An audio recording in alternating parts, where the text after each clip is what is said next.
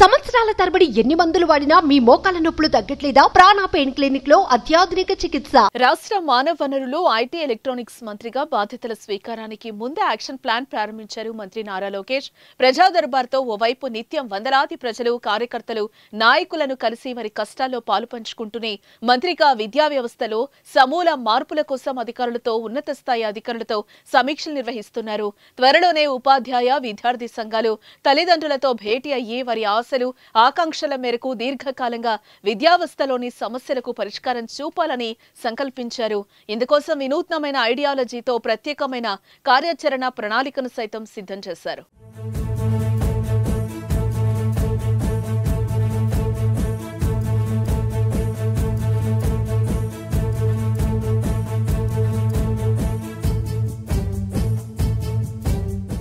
పేద బిడ్డలకు నాణ్యమైన మధ్యాహ్న భోజనం అందించడం, విలువలతో కూడిన విద్యను అందించడం తప్ప సంబంధం లేని పనులను ఉపాధ్యాయులకు అప్పగించొద్దని నిర్ణయించారు.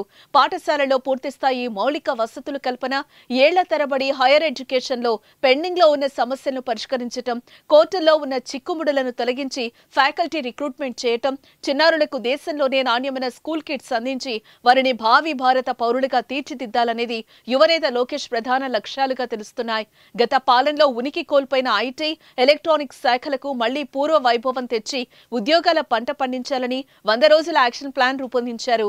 5 ఏళ్ల పాటు నిద్రావస్థలో ఉన్న యంత్రాంగాన్ని యాక్టివేట్ చేసి తనదైన ముద్ర వేసేందుకు మంత్రి లోకేష్ సిద్ధమయ్యారు.